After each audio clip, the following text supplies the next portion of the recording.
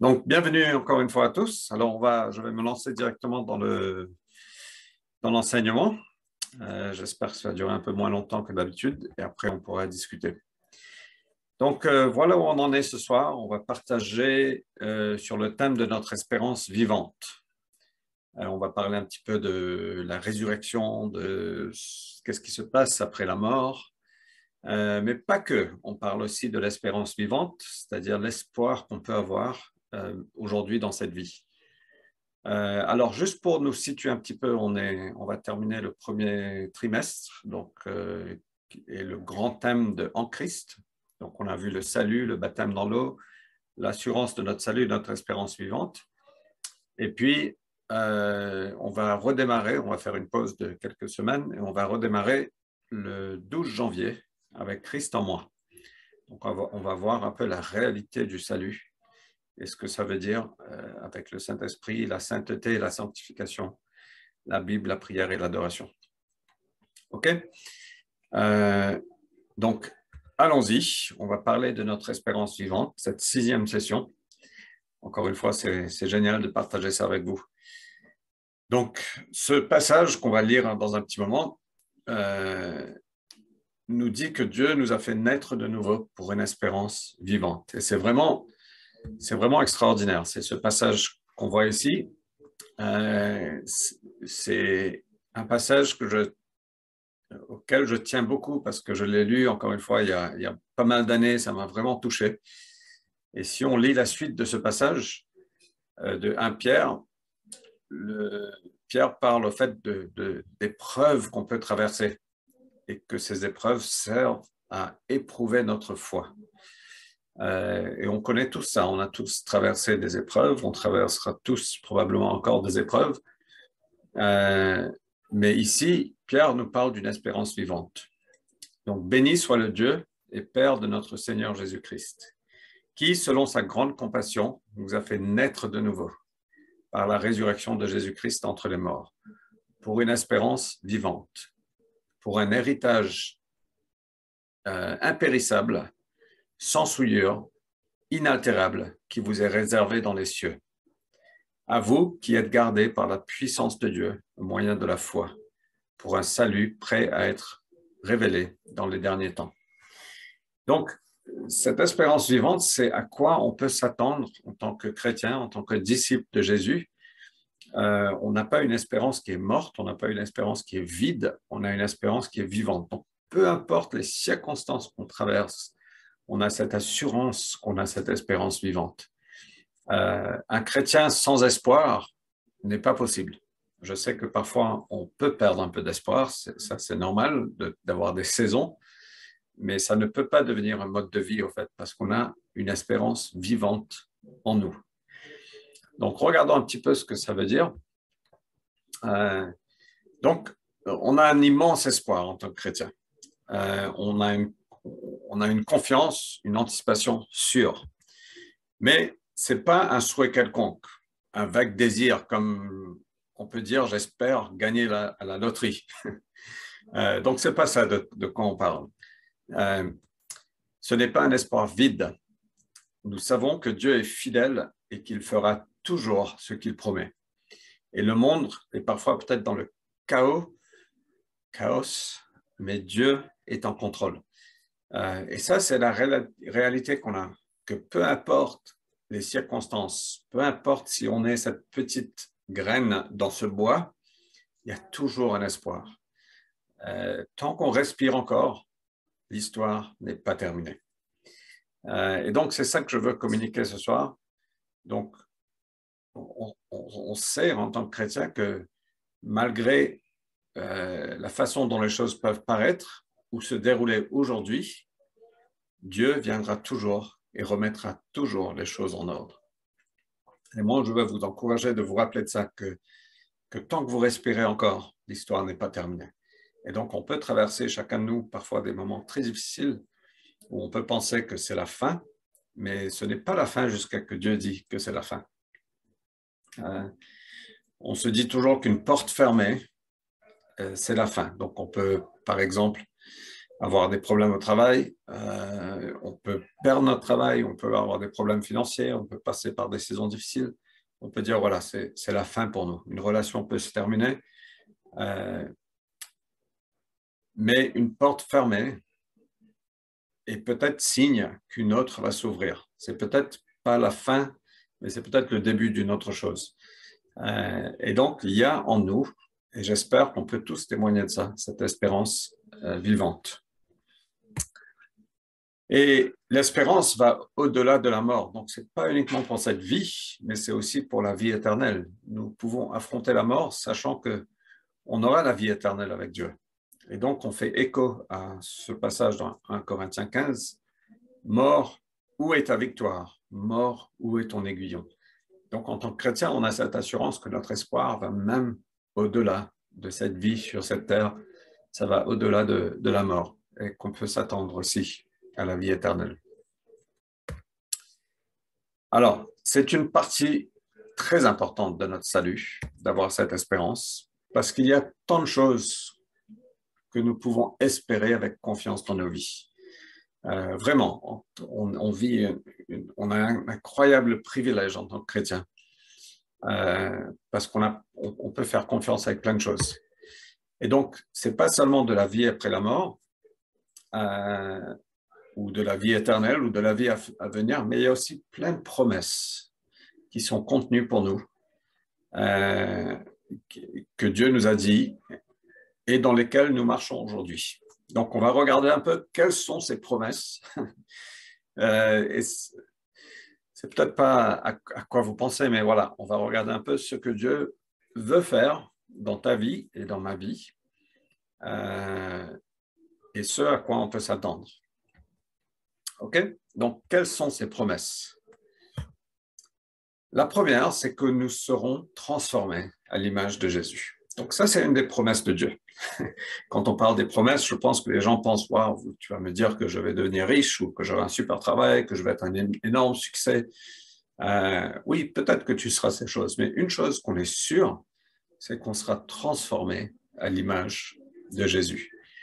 Et donc, on peut être confiant que nous grandirons de plus en plus à l'image du Christ et dans la gloire, en étant emmenés davantage à la justice et à la sainteté de Dieu lui-même. Dieu nous accepte comme on est.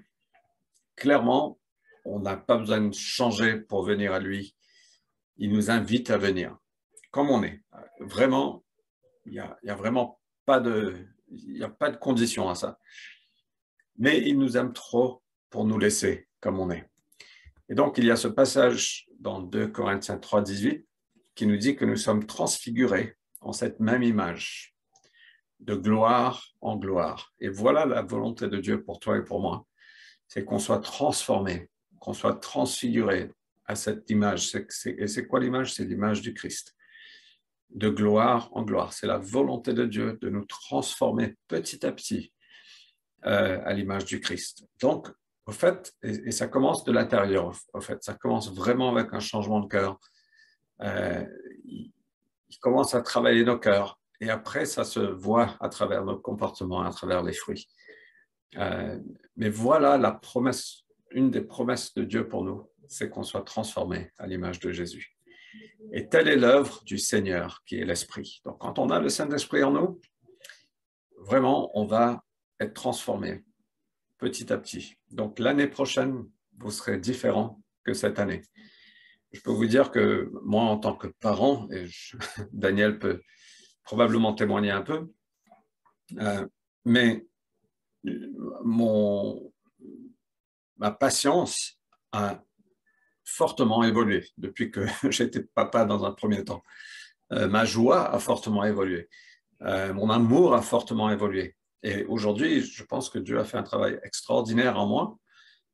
C'est pas qu'aujourd'hui je suis un super papa, mais comparé à ce que j'étais avant, je fais de gros progrès. Comparé à ce que j'étais avant en tant que personne, je pense que j'ai fait de gros progrès en tant que mari, en tant que leader. Et donc, c'est vraiment une des promesses de Dieu, qu'on soit transformé.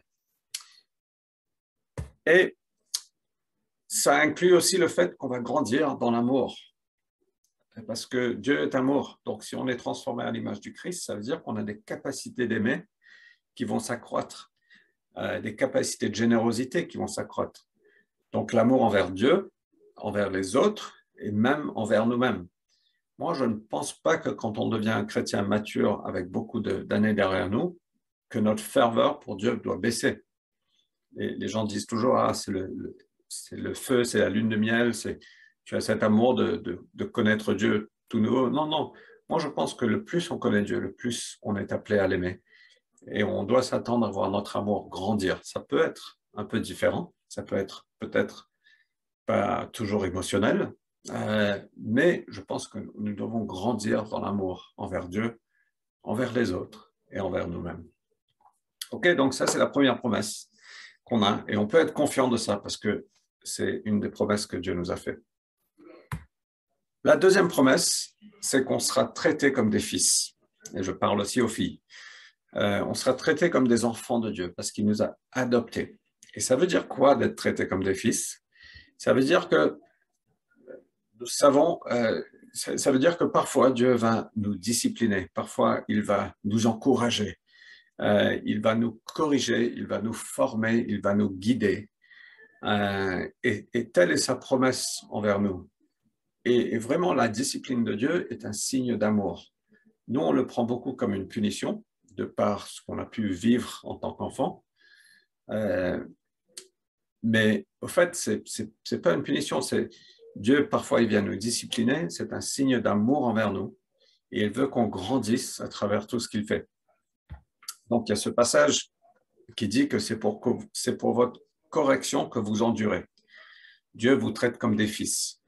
Et vraiment, s'il ne nous aimait pas, il ne nous corrigerait pas. Et donc, parfois, Dieu vient agir dans nos vies, il vient mettre le doigt sur des choses dans nos vies. Et c'est encore vrai à tout âge dans votre cheminement avec Dieu. C'est vrai encore pour moi aujourd'hui, je suis pasteur, il y a toujours des choses dans ma vie où Dieu vient parfois corriger. Et vraiment, c'est parce qu'il nous traite comme des fils, parce qu'il a notre avenir à cœur, il a les plans qu'il a pour nous à cœur.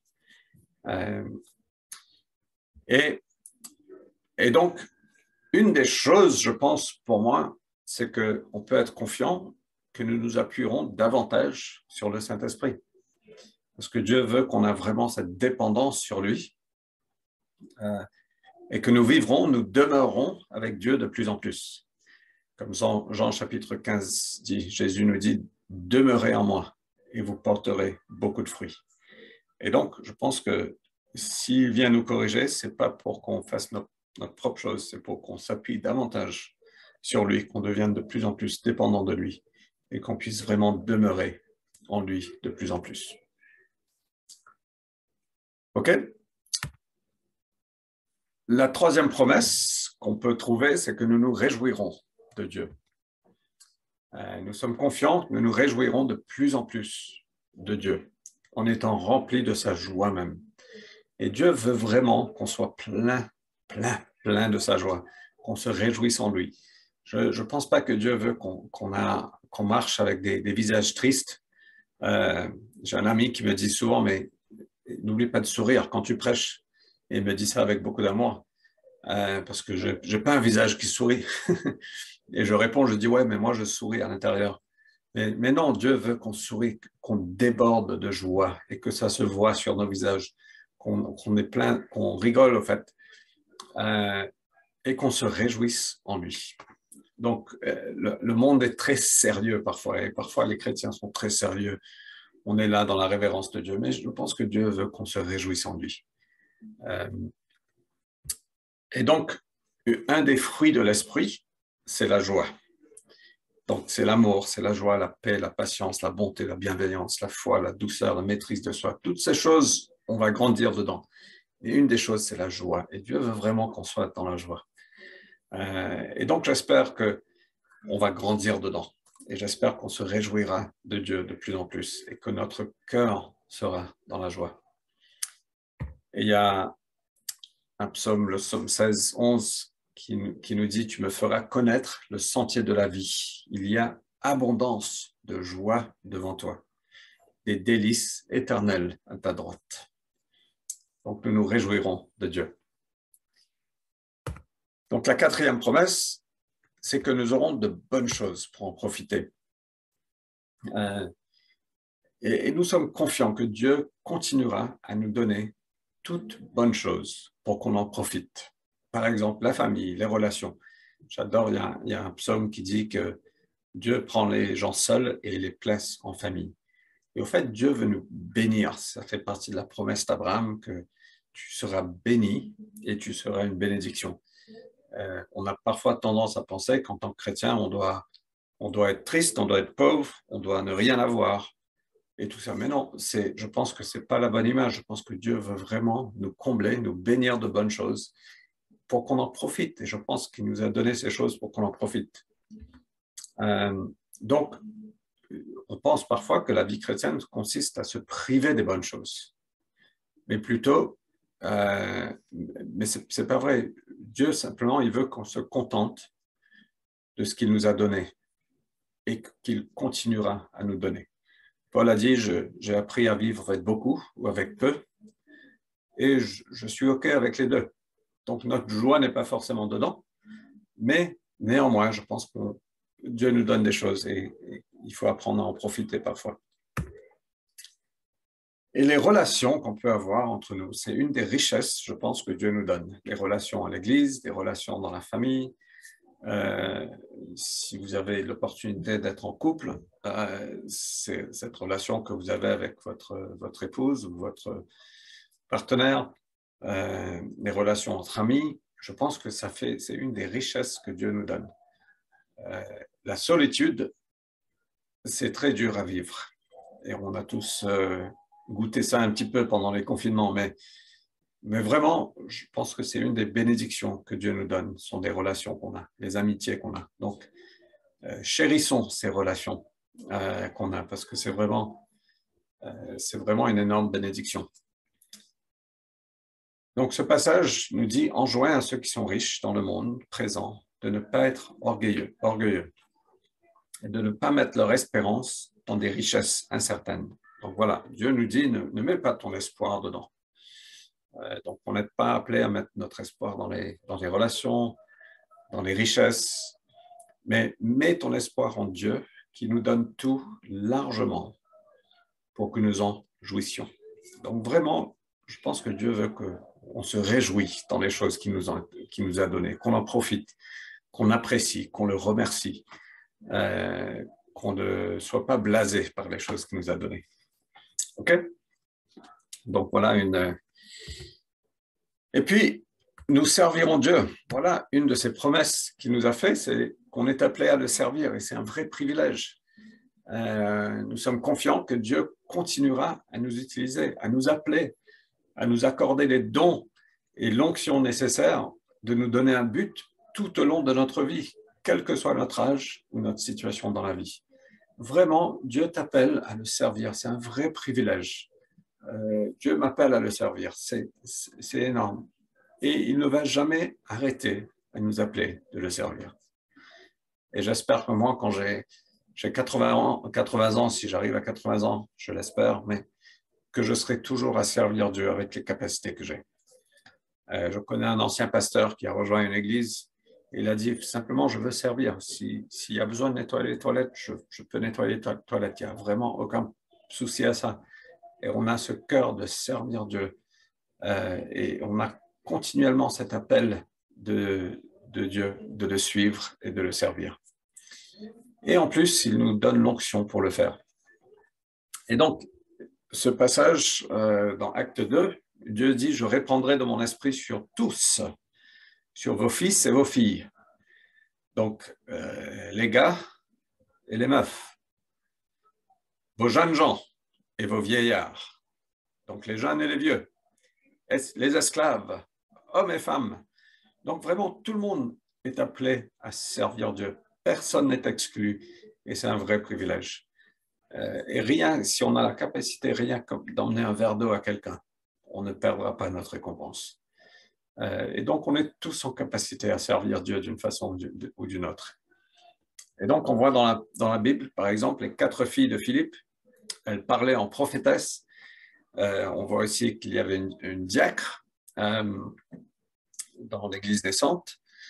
On voit Caleb qui a 85 ans, qui a dit à Josué, donne-moi cette montagne parce que Dieu me l'a promis. Et à 85 ans, il a mené une troupe pour se battre, pour prendre une partie du territoire que Dieu l'a donné. Et il y avait Timothée, un jeune garçon. Donc voilà, on est tous appelés à servir Dieu, peu importe notre situation. Et c'est un vrai privilège. Et donc, si tu es là ce soir, vraiment, je veux te dire, Dieu t'a appelé à le servir. Et c'est une promesse qu'on a, peu importe ce qui se passe dans nos vies. Nous avons un rôle à jouer dans l'avancement du royaume. La Bible nous dit que la bonne nouvelle, l'évangile, sera prêché à toutes les nations. Et nous avons tous un rôle à jouer dans ce processus. Nous sommes tous des ambassadeurs de la réconciliation, du message de réconciliation. Donc, que ce soit ceux qui partent ou ceux qui restent, on a tous un rôle à jouer. Qu'on soutient en prière, qu'on soutient en finance, qu'on encourage avec des paroles d'encouragement, qu'on soit des amis. Vraiment, on a tous un rôle à jouer. Et la fin ne viendra que quand la bonne nouvelle sera proclamée dans toute la terre. Une autre promesse, c'est que nos souffrances ont un sens. Alors là, ça devient encore plus concret parce que nous sommes confiants que notre souffrance a un sens et qu'il y aura de la joie dans notre souffrance. Et donc, ce passage de 1 Pierre 1 qu'on a lu tout à l'heure continue. Il parle d'être attristé par diverses épreuves. Et c'est vrai, parfois on traverse des choses qui ne sont pas faciles, qui sont difficiles. On est attristé par diverses épreuves. On peut tous témoigner de ça. On passe par des situations qui sont difficiles, mentalement, physiquement, peu importe. Mais notre souffrance a un sens afin que la qualité éprouvée de votre foi, bien plus précieuse que l'or périssable. Donc ta foi est bien plus précieuse. Et ce que Dieu veut faire, c'est vraiment éprouver ta foi et que ta foi devienne encore plus forte. Une réalité, c'est qu'on apprend très peu quand tout va bien. Et c'est malheureux, mais c'est un peu la réalité. Et quand on passe par le feu, c'est là qu'on apprend. Et on a tous entendu des histoires comme, alors j'ai passé par là, mais c'était vraiment terrible, mais c'était la meilleure période de ma vie parce que ça m'a rapproché de Dieu. Et j'ai appris tellement de choses. Et ça a forgé mon caractère, ça a forgé ma personne.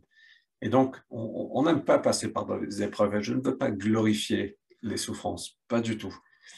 Mais simplement pour vous dire que la souffrance a un sens. Et permettez à Dieu de faire ce qu'il veut quand vous traversez ces choses-là. Et demandez à Dieu parfois, Seigneur, qu'est-ce que tu fais? Il y a quelques semaines, j'avais vraiment très, très mal au dos. Et une des choses que j'ai demandé après 8 mois de souffrance avec mon dos, j'ai finalement demandé, parfois je suis un peu lent à comprendre les choses, et j'ai finalement demandé, je dis, Seigneur, qu'est-ce que tu fais à travers ça? Et vraiment, il m'a dit 2 choses très précises dans ma vie, des ajustements que je dois faire. Et ça a pris 8 mois pour moi de poser cette question. Je pensais que c'était simplement physique, mais à travers toute souffrance. Et ce n'est pas que les souffrances qui viennent avec l'évangile et tout, c'est toute souffrance. Dieu veut utiliser la souffrance pour notre bien. Donc, je ne suis pas en train de glorifier les souffrances. Néanmoins, je pense que c'est là qu'on apprend le plus sur nous-mêmes. C'est là que notre foi est éprouvée. Et c'est là que Dieu veut nous élargir et nous mettre du fer en nous, nous rendre plus forts. Et il utilisera les souffrances pour ça. Et parfois, je pense qu'on ne saura jamais pourquoi on traverse des choses. Je me rappelle, Vanessa a eu un accident de voiture pendant qu'on était à Dubaï. Et chaque fois que je passais au carrefour, elle a eu l'accident, je priais toujours, je disais, Seigneur, pourquoi? Quel est le sens de cet accident? Qu'est-ce que tu as voulu nous apprendre par ça? Qu'est-ce que tu as fait? Et franchement, aujourd'hui, oui, il y a eu quelques témoignages qui sont sortis de là, mais aujourd'hui, je dis, mais sûrement, il y avait une autre façon d'apprendre ces choses-là. et donc, il y a des choses qu'on ne comprendra pas, vraiment. Et il y a des choses dans vos vies, je sais que c'est vrai, c'est réel, ça vous touche. Et on ne peut pas dire de façon simpliste, oui, tu vas apprendre des choses, ta foi est en train d'être éprouvée. Non, non. Je pense qu'on a besoin de montrer un peu de compassion et d'humilité, de dire il y a des choses vraiment qu'on ne comprend pas. La seule chose que je peux vous dire, c'est que Dieu est bon. Et ses desseins pour toi sont toujours bons. Et il n'y a pas d'aléatoire en lui. Et donc, les desseins de Dieu s'accompliront toujours. Et donc, parfois, il faut juste lâcher prise sur notre compréhension, sur notre besoin de comprendre, de dire, Seigneur, je ne comprends pas, mais simplement, je te fais confiance. Mais c'est une des promesses qu'on a, c'est que nos souffrances ont un sens. Et puis, nous savons qu'un jour, Dieu remettra tout en ordre. Et donc, nous sommes confiants que les souffrances de ce monde ne sont pas éternelles. Et on va tous traverser des saisons. Et les souffrances de ce monde vont passer un jour. Donc, ils ne sont vraiment pas éternels. Et nous voulons apprendre à grandir et grandir à travers nos souffrances, mais notre espérance est aussi vers le nouveau ciel et la nouvelle terre à venir. Donc, notre confiance ultime, c'est qu'un jour, Dieu remettra tout en ordre. Et vraiment, c'est aussi notre espoir, il est notre espérance vivante ici sur terre, mais notre espoir est aussi dans le monde à venir. Et j'aime bien ce passage de Paul qui parle de nos détresses présentes, sont passagères et légères. Et Paul a passé quand même par beaucoup de détresse. Il a été naufragé, il a été battu, il a été emprisonné, il a été laissé pour mort, il a été rejeté. Vraiment, il dit que nos détresses présentes sont passagères et légères. Et donc, il y a quelque chose qu'on doit apprendre. Il continue que les réalités visibles ne durent qu'un temps, mais les invisibles demeureront éternellement. Et donc, parfois, on se focalise tellement sur ce monde qu'on dit, mais ma vie est tellement terrible, et on est appelé à regarder plus loin. C'est-à-dire, voilà, au fait, ce monde, c'est qu'un petit bout de notre vie. C'est vraiment qu'un petit morceau. Mais l'éternité est infiniment long comparé à la vie de ce monde. Donc, c'est pour ça que Paul dit, nos détresses présentes sont passagères et légères. Et je veux vous encourager à écouter ce message de notre ami Steve Wimble, qui est venu à la cité récemment. C'est un message de vivre dans la vue de l'éternité. C'est vraiment un super message, c'est en anglais. Je vous ai mis le lien sur YouTube, que je vous enverrai aussi. Mais donc, pour approfondir ça, je vous encourage à écouter ça si vous parlez l'anglais, si vous comprenez. OK? Donc, voilà quelques promesses que Dieu a pour nous. On sera façonné, transfiguré, transformé à l'image du Christ. On va apprendre à aimer de plus en plus. On est appelé à le servir. On est appelé à grandir en son image. On est appelé à se réjouir de lui, à apprécier tout ce qu'il a pour nous, tout ce qu'il nous donne. On est appelé aussi à voir du sens parfois dans nos souffrances, que Dieu veut éprouver notre foi, que Dieu veut nous construire aussi et qu'il a notre bien à cœur. Et qu'un jour, Dieu viendra remettre tout en ordre. Donc voilà quelques-unes de ces promesses. Donc, on va parler un petit peu du paradis maintenant, ou du ciel, ou des cieux, et de la vie éternelle. On va parler un peu de ça, parce que c'est aussi notre espérance. Qu'est-ce que le paradis? Alors, si on écoute Hollywood et les livres best-sellers, on a souvent une image du paradis qui est bizarre. On a des idées qui sont parfois étranges, des idées traditionnelles ou culturelles qui sont très souvent erronées. Donc, où est-ce qu'on va pour avoir un peu une meilleure vision? On va dans la Bible et on va voir ce que ça dit. Et donc, peut-être que vous avez cette image du paradis et vous vous dites, mais pourquoi voudrais-je aller au paradis? Ça semble ennuyant d'être un esprit, de jouer de la harpe suspendu dans les nuages. Sauf si vous êtes musicien et vous êtes passionné par la harpe, mais je pense qu'il n'y en a pas beaucoup parmi nous. Mais voilà, c'est juste, si c'est cette image qu'on a, ça peut paraître ennuyant. Et donc, on va essayer de voir un petit peu. La Bible nous dit que la vie éternelle, c'est maintenant. C'est ce que Jean 17 nous dit, la vie éternelle consiste à te connaître. Et donc, Dieu nous a déjà donné la vie éternelle, c'est défini comme la connaissance de Dieu. Et donc, ça commence maintenant. Ça commence maintenant. En fait, on a déjà commencé la vie éternelle parce qu'on a commencé à connaître Dieu. Et donc, on vit aujourd'hui avec le Saint-Esprit et donc on peut profiter de la vie ressuscitée dans l'Esprit et de la connaissance de Dieu. Donc vraiment, la prochaine fois que vous êtes dans un moment d'adoration, de louange et que vous ressentez la présence de Dieu, c'est ça la vie éternelle. La prochaine fois que vous êtes en prière ou que vous lisez la Bible et vraiment Dieu vient et vous parle, c'est ça la vie éternelle, c'est la connaissance de Dieu. Et Dieu est avec nous. Il est en nous, avec nous, pour nous. Et c'est la chose la plus incroyable qui a pu nous arriver. Notre salut, c'est l'expérience, l'événement le plus significatif de la vie, car il inclut la présence du Saint-Esprit en nous et avec nous. N'est-ce pas incroyable que Dieu est venu vivre en toi? Il est notre joie, il est notre aide, notre consolateur, notre ami, celui qui nous guide dans toute la vérité, nous rend confiants en Dieu, ne nous laissera jamais, jamais, jamais orphelins. Jamais il ne nous quittera. Et c'est ça, c'est le plus grand privilège qu'on a. Et donc, la vie éternelle commence maintenant. C'est Dieu avec nous, c'est Dieu en nous, c'est cette connaissance qu'on a de lui. Et c'est un vrai privilège. Nous sommes sauvés d'une vie de péché et de séparation de Dieu pour entrer dans une vie nouvelle de relation, de collaboration avec Dieu, une vie qu'il a préparée à l'avance pour nous. Et c'est juste énorme.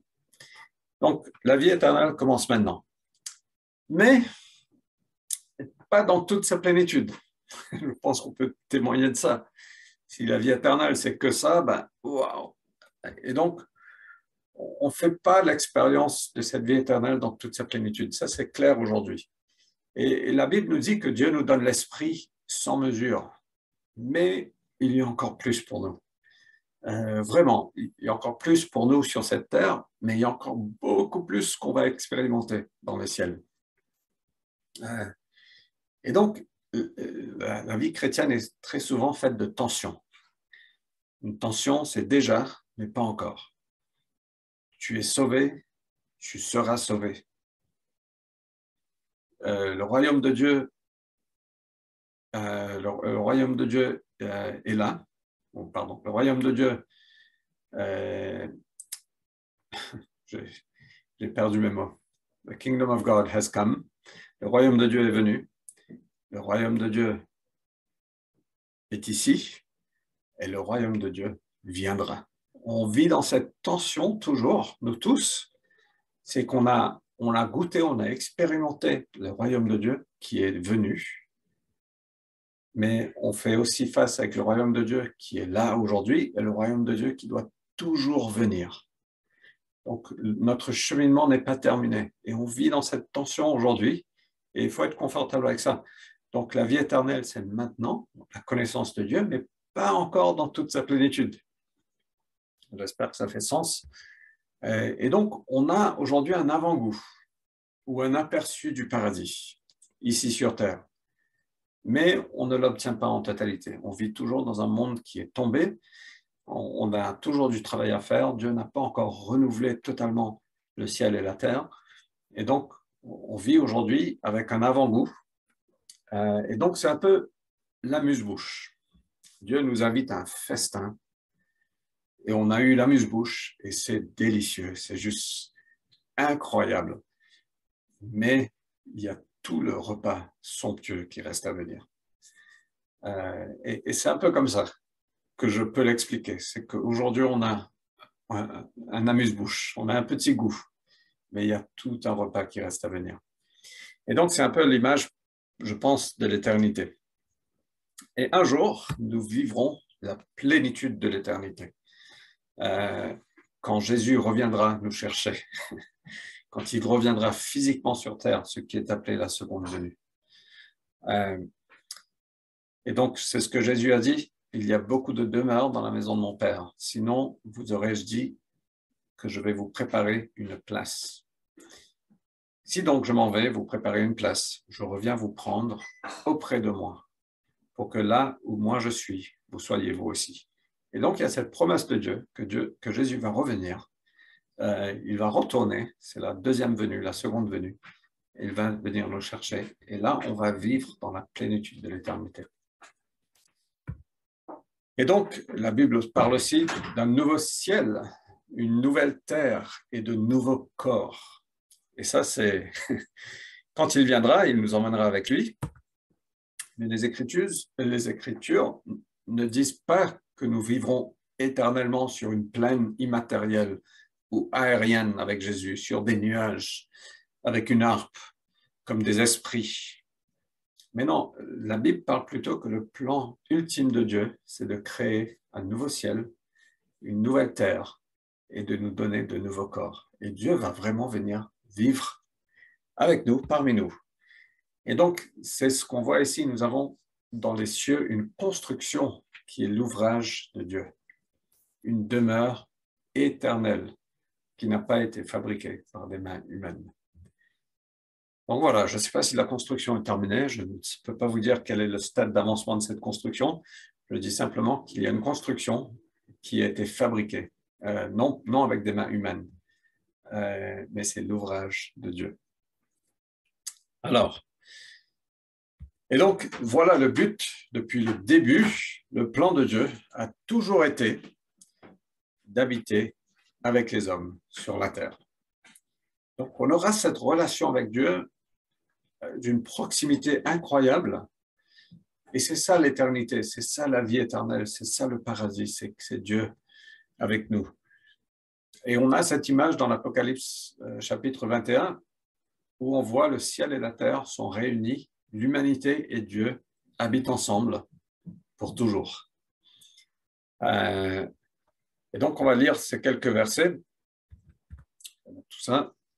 Alors je vis un ciel nouveau et une terre nouvelle, car le premier ciel et la première terre avaient disparu. Et la mer n'était plus. Ça, je ne comprends pas. Je ne vois pas pourquoi il n'y aura pas de mer. J'adore la mer. Et ça, je ne comprends vraiment pas. Je pense que la mer est incroyable. Mais bon, je pense que Dieu sait mieux que moi. Pardonnez-moi cette petite parenthèse. Mais la mer n'était plus. Et je vis descendre du ciel, d'auprès de Dieu, la ville sainte, la Jérusalem nouvelle, prête comme une mariée qui s'est parée pour son mari. J'entendis du trône une voix forte qui disait « La demeure de Dieu est avec les humains ». Et donc, moi, je pense que le but ultime de notre salut, le but ultime de Jésus, mort sur la croix, la résurrection, c'est que Dieu vient habiter avec nous. Et il y aura cette relation, cette proximité, cette intimité. Il aura sa demeure avec eux. Ils seront ses peuples et lui-même, qui est Dieu, avec eux, sera leur Dieu. Il essuiera toute larme de leurs yeux. La mort ne sera plus. Et il n'y aura plus ni deuil, ni cri, ni douleur, car les premières choses ont disparu. Ça, j'aime bien. Je ne comprends pas pourquoi il n'y aura pas de mer, mais j'aime bien le fait qu'il va essuyer les larmes de nos yeux. La mort ne sera plus. Il n'y aura ni deuil, ni cri, ni douleur. Les premières choses ont disparu. Celui qui était assis sur le trône dit « De tout, je fais du nouveau. » Et il dit « Écris, car ces paroles sont certaines et vraies. » Et donc, c'est la promesse de Dieu de tout qu'il va faire du nouveau. OK, vous êtes toujours là? Et donc, le nouveau ciel et la nouvelle terre sont notre maison. La Bible nous dit que le royaume des cieux est l'endroit où Dieu vit et règne, et que nous sommes des citoyens de ce royaume. Et donc, on peut goûter à l'avenir maintenant. on a cet avant-goût, on a cet amuse-bouche, on peut commencer à voir le royaume de Dieu, on peut commencer à ressentir la présence de Dieu, on peut être transformé en son image, on peut voir Dieu dans les uns et les autres. Et donc, on a cet avant-goût de l'avenir. Mais on peut aussi vivre l'avenir maintenant, et dans notre façon de vivre et d'aimer les autres. On peut arrêter de vivre selon le monde et vivre selon les voies de Dieu et lui faire confiance finalement. Mais on sait qu'un jour, il n'y aura plus de larmes ni de douleurs. Et donc, une partie de notre but, vraiment, toi et moi, les bonnes œuvres que Dieu a pu faire, les bonnes œuvres que Dieu a pour nous de faire, c'est d'apporter cela au monde. On est appelé à apporter le royaume de Dieu autour de nous. Et on sait aussi que Jésus aura toute autorité. Nous régnerons avec lui parce qu'il a toute autorité.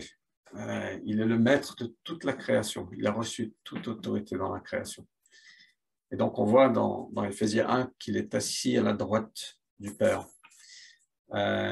au-dessus de tout principat, de toute autorité, de toute puissance, de toute seigneurie, de tout nom qui puisse se prononcer, non seulement dans ce monde, mais encore dans le monde à venir. Il a mis sous ses pieds et l'a donné comme tête au-dessus de tout, à l'Église qui est son corps, la plénitude de celui qui remplit tout en tous. Et donc, on sait que Jésus a toute autorité. Et nous sommes en Christ. On termine ce premier chapitre de En Christ. Et notre relation avec Jésus est si intime que nous sommes décrits comme étant en lui. Comme nous sommes aujourd'hui des étrangers sur la terre et notre maison est au ciel.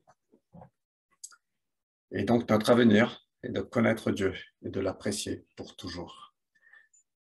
Vous êtes morts, votre vie est cachée avec le Christ en Dieu. Donc voilà, je pense, une vue de l'éternité. On ne sait pas exactement à quoi ça va ressembler, le ciel, le paradis. Et on sait que Dieu veut faire sa demeure avec nous. Et il y aura cette intimité, cet avant-goût qu'on a aujourd'hui. On l'aura, ce repas somptueux pour l'éternité. Avec Dieu en nous. Alors, pour juste encore quelques slides, que se passe-t-il quand je meurs? Très, très bonne question. Ce que je peux vous dire de sûr, c'est que nous vivons qu'une fois. Nous ne nous réincarnons pas en poisson, en oiseau ou en rat ou en d'autres personnes. Si tu as bien vécu, tu vas évoluer, tu vas devenir meilleur. Non, non, ou si tu as mal vécu, tu vas devenir un rat. Non, non, non, ça c'est juste de la philosophie. La Bible ne parle pas du tout de ça. Nous ne devenons pas l'univers. Nous ne sommes pas assimilés au nirvana. Ok, nous ne vivons qu'une fois. Et c'est ce que cette parole dit. Il est réservé aux humains de mourir une seule fois. Et c'est tout. Après quoi vient le jugement. Et de même pour le Christ, il s'est offert une seule fois pour porter les péchés d'une multitude. Il apparaîtra une seconde fois en dehors du péché pour ceux qui l'attendent. Donc, une chose est sûre, c'est que nous vivons qu'une fois. Ce qui est sûr aussi, c'est que notre corps terrestre, ce beau corps que vous avez sur vous, c'est une tente temporaire.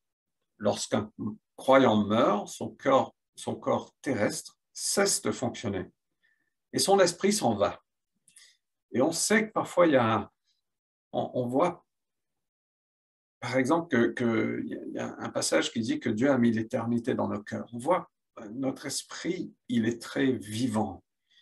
Même quand on vieillit, même notre esprit est vivant, notre esprit est fort, même quand notre corps commence à être moins fort.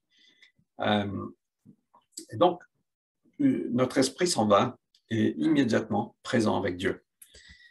Et donc, voilà ce que Paul nous dit, que tandis que nous sommes dans cette tente temporaire, nous soupirons, nous sommes accablés, parce que nous voulons nous revêtir pour que le mortel soit englouti par la vie.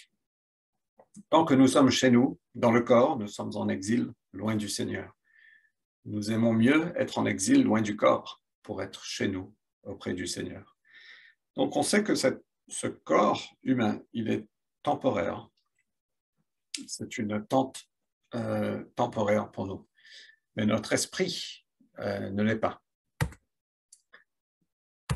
On voit aussi qu'il faut voir la mort, finalement, en tant que chrétien, comme un gain.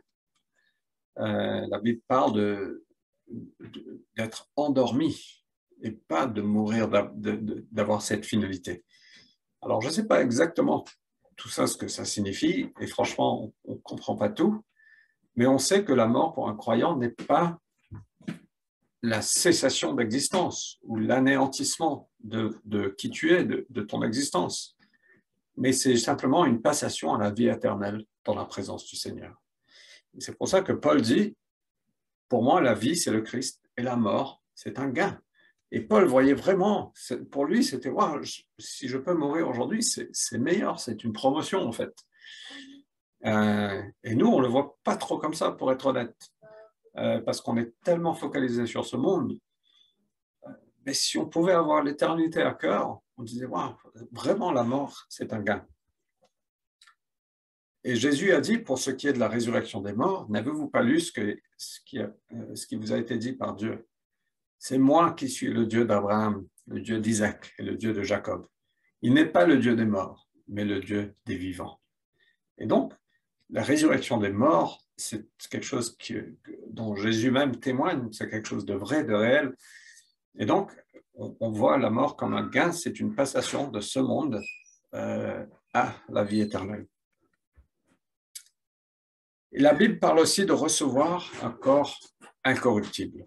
Et aujourd'hui, on a tous des corps corruptibles.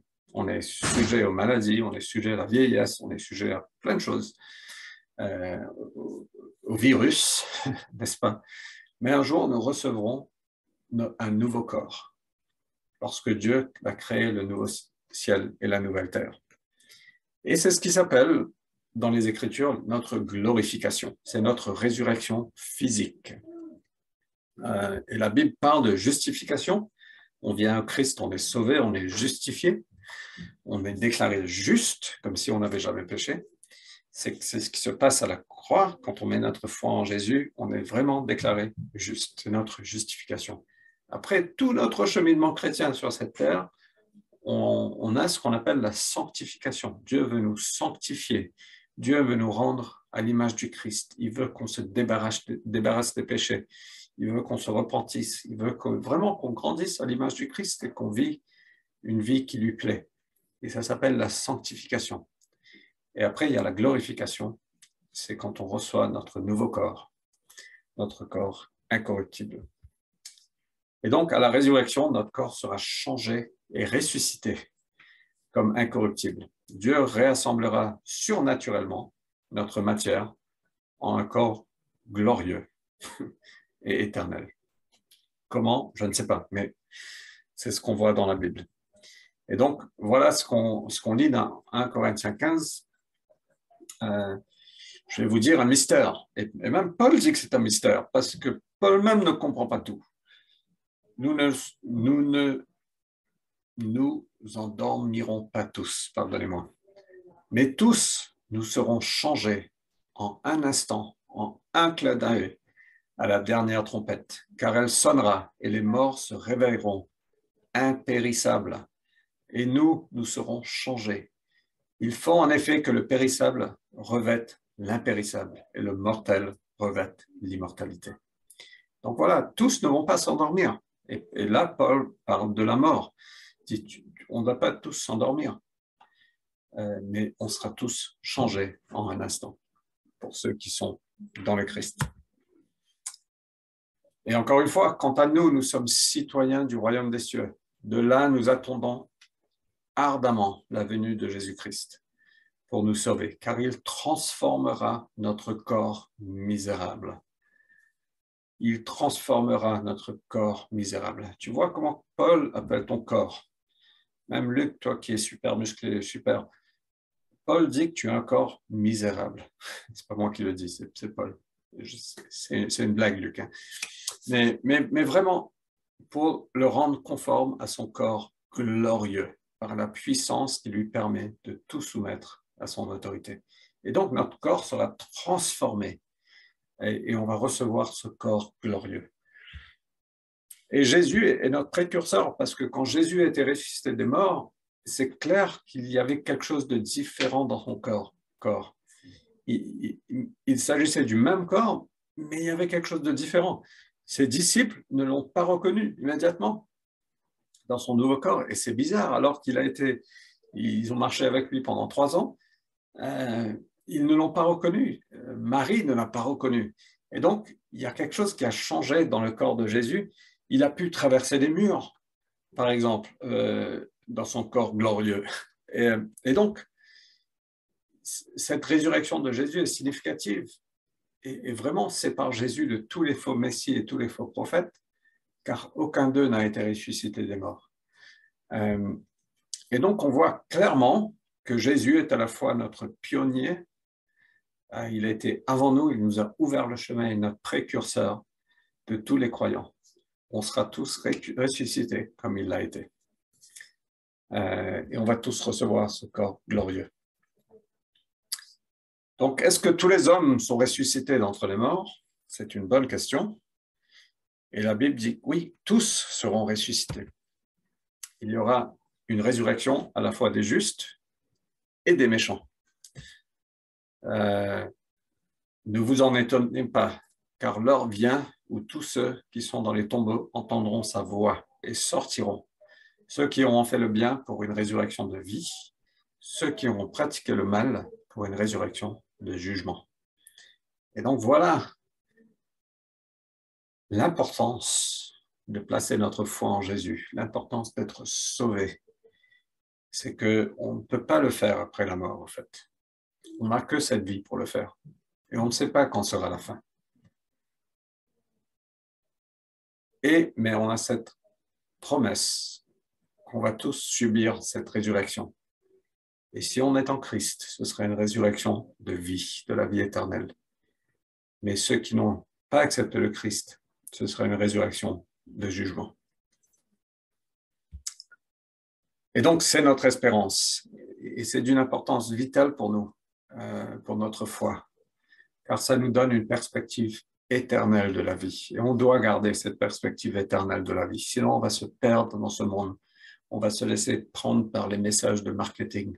On va se laisser prendre par les messages de ce monde.